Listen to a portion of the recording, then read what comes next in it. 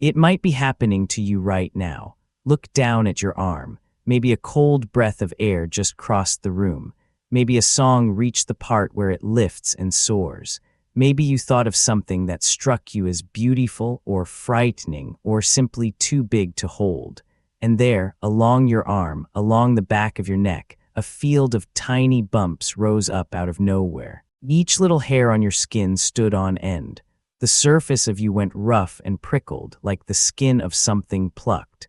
And it happened all on its own, quicker than any thought, before you had decided a single thing. You did not do that. You could not have done it if you tried. Something older than you did it, reaching up through your skin from a long way back. And here is what that something was trying to do, and this is the part that stops me every time. Your body in that moment was trying to fluff up a thick coat of fur, a warm animal coat, standing up all over you, puffing out to twice its size. A coat that has not grown on your body for 1,000,000 years and more. You felt a ghost. You wore for just a breath the ghost of a fur coat you no longer own. Those little bumps are the pull of muscles reaching for hairs that are no longer there. Your skin ran an ancient drill, in dead earnest, for a coat that is long, long gone. You got goosebumps, and it is not only you. That same rough prickle rises on every human on Earth. It rose on a person on the far side of the world this morning when they stepped out into the cold. It rose on a child at the frightening part of a story. It rises on every arm, every neck, every human who has ever lived and ever will, the same little army of standing hairs, the same rough skin. You did not learn to do it. Nobody taught you the trick of it. You cannot start it by wanting to, and once it comes, you cannot smooth it back down by willing it away. It comes when it comes and it goes when it goes, and your careful thinking mind does not get a single say in the matter. It came with the body you were handed the day you were born, the way it came with every one of us. I am Og. It is a cold night here, and I have pulled myself in close to the last of the fire, and I can feel my own skin doing the very thing I want to tell you about, prickling up along my arms in the chill. So it is just you and me, and this small, strange thing your body does, and I want to show you what it truly is, because it is one of the most honest little windows you will ever get into the animal you still are, underneath everything. So let me take you in close, closer than you have ever looked, to a single hair on your arm. Follow it down past the surface of the skin to the little pit where it is rooted. And there, tucked against the root of that one hair, sits a tiny muscle. A muscle so small you have never once felt it in your life, and you have millions of them, one for nearly every hair on your whole body. That little muscle has one job and one job only. When it is told to, it tightens, and in tightening it pulls, and it drags that hair from lying flat to standing straight up. And as it hauls the hair upright, it tugs the skin at the base into a little raised dimple. Do that across a whole arm at once, 1,000,000 tiny muscles all pulling their 1,000,000 hairs upright in the same instant, and you get exactly what you are looking at. A field of little bumps, each with its hair standing to attention. The rough plucked skin, what people in a far-off time will call goose flesh, for the way it looks like the skin of a plucked bird. That is the whole machine. Little muscles, one at the root of every hair, yanking the hairs upright and dimpling the skin. And they answer, all of them, to the fast old part of you. Not the slow part that weighs and chooses. The fast part, the part that runs your fear and your cold and your sudden startle, the part that acts long before it thinks to ask your leave. It sends the word down, and the 1,000,000 little muscles pull, all at once, faster than you could ever order them to. Now here is the question that unlocks the whole thing. Why? Why would a body carry millions of tiny muscles whose only trick is to stand your hairs on end? What good is a field of bumps and a set of upright little hairs to you? The answer is that it is no good to you at all, but it was very good indeed to the furred thing you come from. Because on an animal with a real coat, a thick pelt of fur, standing every hair on end does two things, and both of them can save a life. The first is warmth. Picture a thick coat of fur lying flat and sleek. Now picture every hair in it springing upright at once. The whole coat puffs up, and it fills with air, and it grows deeper and looser, and that fluffed up layer traps a thick blanket of warm air close against the skin and holds the cold out. You have seen this 100 times without knowing what you were seeing. A little bird on a freezing branch, puffed up into a round fat ball twice its size, is doing exactly this, standing its feathers on end to trap the warm air and keep from freezing to death. A cat or a dog out in the cold fluffs up the same way. Standing the coat on end is one of the oldest ways a warm-blooded body has of holding on to its own heat, and the second thing it does is make you bigger. Or rather, it makes you look bigger, which in a hard moment can be worth just as much. Think of a cat that has just met a dog it did not want to meet. In the space of a heartbeat, that cat seems to double in size. Its back arches, its tail swells into a great bottle brush. Every hair on its body stands straight out, and a small ordinary cat becomes a puffed up, hissing, twice as large thing that a wise dog thinks twice about. It did not grow. It fluffed. It stood its whole coat on end to throw a bigger, more dangerous shadow than its true body casts. You have seen a frightened dog do it too, the hair along its spine and shoulders rising into a stiff ridge. People even have a saying for it without knowing where it comes from. They say a person got their hackles up. The hackles are exactly that, the raised hair along the back of an angry beast. So the same little trick, standing the coat on end, pulls double duty. Fluff up and you trap warmth against the cold. Fluff up and you loom larger against a rival or a hunter. Warmth and threat, both bought with one twitch of 1,000,000 tiny muscles. On a furred animal, that is a fine and useful piece of machinery, well worth carrying. And now you can feel the trap closing, can you not? Because you know what happened to us. Somewhere far back down the long line, our kind lost the fur. We came down out of the thick coat our cousins still wear, and we went nearly bare, a naked-skinned animal with only a fuzz of fine little hairs left where a pelt used to be. That is a story for another night, why we shed the coat. But shed it we did. The coat is gone. The muscles, though, the muscles stayed. The nerves stayed. The whole fast wiring that fires them stayed, every scrap of it, exactly as it was. Nothing came along to switch it off, because switching it off cost more trouble than simply leaving it be. So here you sit, a bare-skinned thing, still carrying millions of tiny muscles built to fluff a coat, and the wiring to fire them the instant you are cold or afraid, and the coat itself long, long gone. So the drill still runs. When the cold air crosses your arm, the old word goes out, fluff the coat, and the 1,000,000 little muscles pull, in dead earnest, just as they would on a wolf in the snow. And they haul upright the only thing left for them to haul, that thin, useless fuzz of fine little hairs. And instead of a thick coat puffing up to hold your heat, you get nothing but a rash of tiny bumps and a shiver, and not one scrap of extra warmth to show for it. When you are startled and your body tries to loom larger, to throw the bigger shadow, the same thing happens. The hairs on your arms and your neck stand up, ready to puff you out to twice your size, and they lift a fuzz so fine that not one living thing on earth is fooled into thinking you got any bigger at all. That is what a goosebump truly is. It is a survival machine firing perfectly, doing everything right for a body that no longer exists. It is a beautiful, useless reflex. And I mean useless plainly, not unkindly. On you it does almost nothing. But do you see how rare and how strange that makes it? Most of the old machinery inside you is hidden away where you can never watch it work.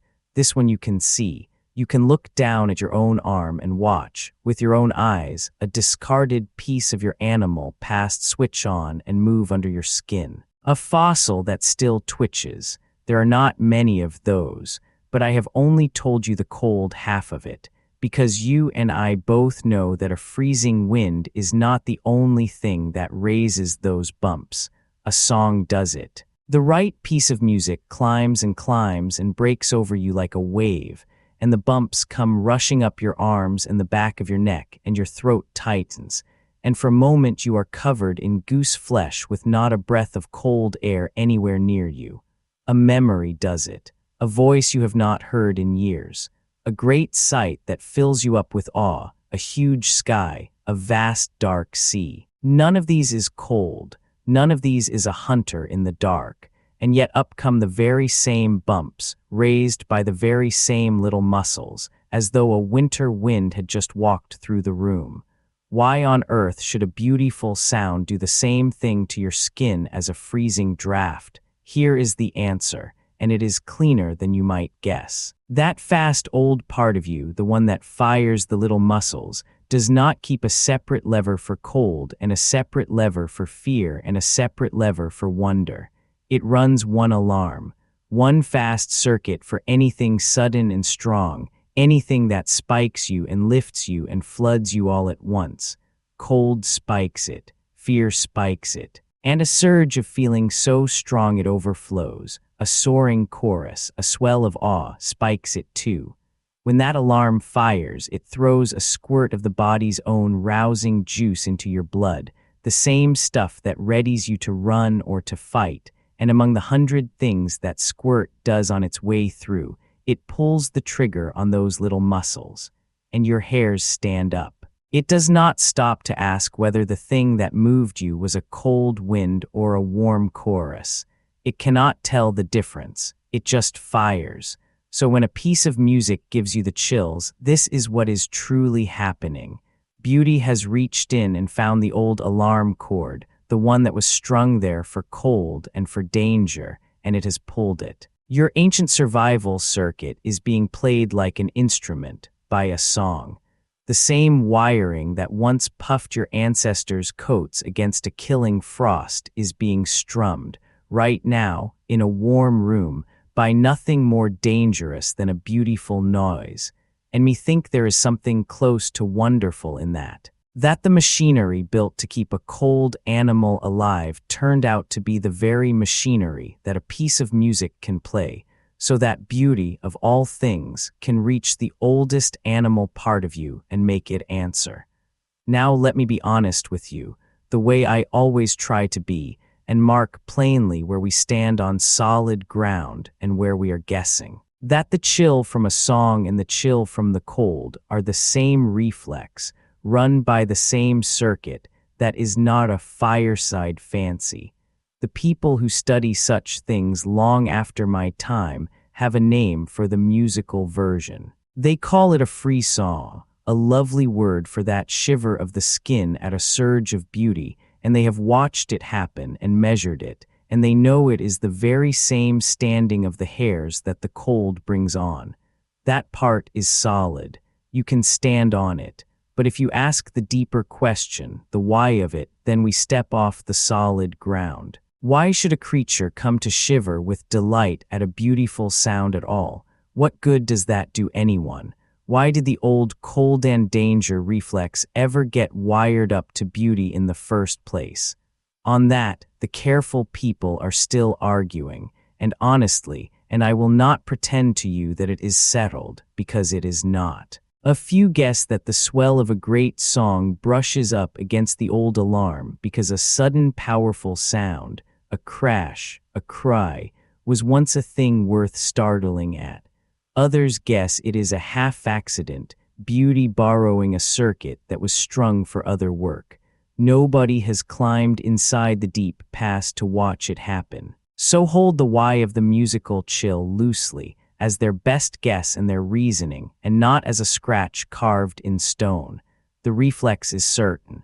The reason beauty can pull it is still a good and open question.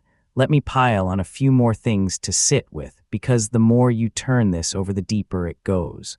First, you are far from alone in carrying it. This is not some private human oddity. It is a birthright you share with a great crowd of furred and feathered cousins. Your dog does it, the ridge rising along its back. The cat does it, swelling to twice its size. The little bird does it, puffing into a ball against the frost. And one cousin took the very same trick and turned it into a weapon, the porcupine. Those long spines standing off its body are hairs, the same hairs you carry, grown thick and hard and sharp, and it fluffs them up with the very same kind of little muscle you have at the root of every hair on your arm. When a porcupine bristles up huge and rattling, it is doing, with deadly spines, the exact thing your bare arm tries to do with its useless fuzz. Same ancient machine. Different coat. Second, notice why cold and fear feel so alike in your body. You have felt this and never thought to ask about it. A cold shudder and a shudder of fear feel almost the same from the inside, the same prickle, the same standing hair, the same run of chill up the spine. That is not a coincidence, and it is not a trick of words. It is because they truly are the same, or near enough. They run down the same old alarm, they pull the same little muscles. That is why we speak of a chilling fright, of blood running cold, of a spine tingling with dread. Your body files cold and danger in the very same drawer and always has. And third, hold on to this one because it is the strangest of all. You cannot fake a goosebump and you cannot stop one. Go on and try, sitting right there. Try to raise the bumps on your own arm by sheer wanting. You cannot do it. And when a cold wind or a great song brings them up against your will, try to smooth them down by deciding to. You cannot do that either. Like the blush, it is honest precisely because it is out of your hands. It is your animal body answering the world directly, underneath the part of you that chooses and pretends and arranges its face. When the bumps rise, something true just happened. You were truly cold or truly moved or truly afraid, and your oldest self said so, out loud, on your skin, without asking you first. Now come back with me to the fire, to the world this machine was actually built for, because that is where it stops being a curiosity and becomes a matter of living through the night.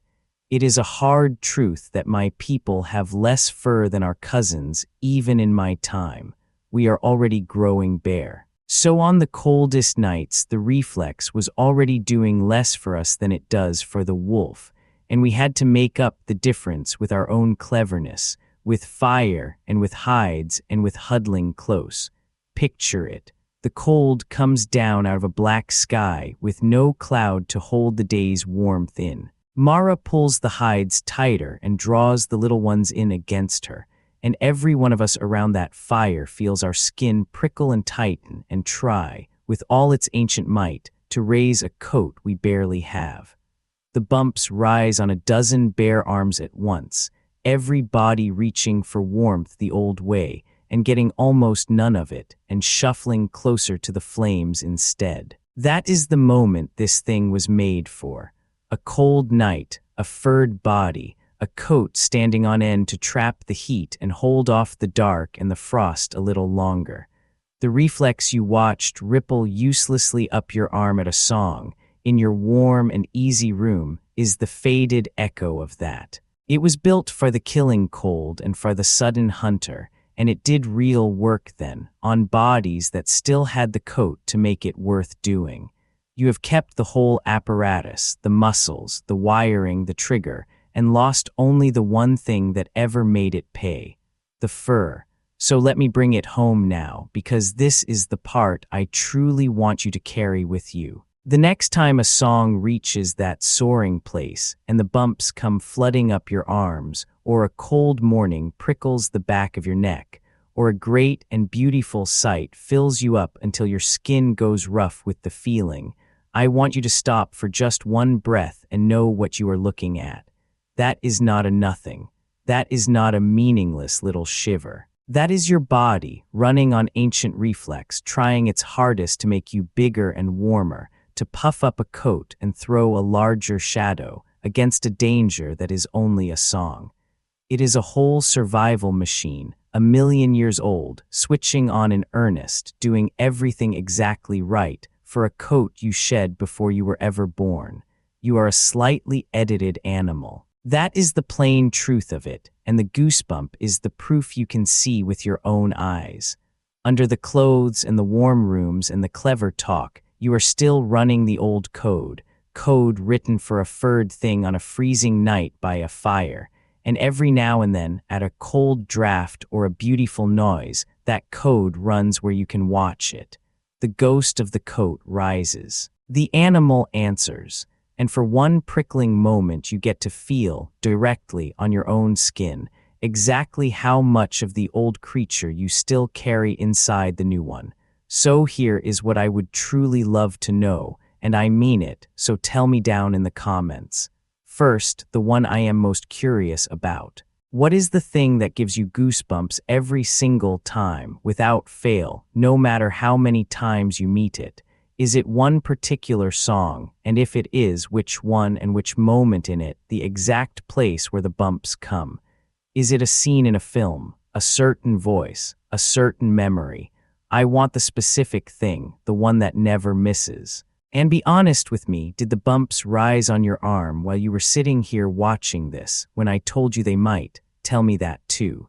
I am Og, and this whole channel is about the body you are sitting in right now, and all the old machinery still quietly running inside it, long after the world it was built for is gone.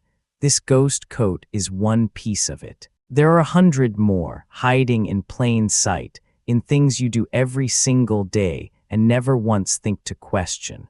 So stay with me and come find the next one. Next time I want to show you why a sudden loud noise makes your whole body jump before you have even understood what you heard, as though something in you decides to flinch long before you do. Because no matter how new and warm and far from my cold fire you feel tonight, the truth is the same as it ever was. A breath of cold air crossed your skin or a song lifted, and 1,000,000 tiny muscles pulled at once to raise a coat that is not there, exactly as they pulled on your ancestors 100,000 years ago, on a freezing night they had to live through with nothing but fur and fire and each other. You did not choose it. They did not choose it either, and your body still remembers.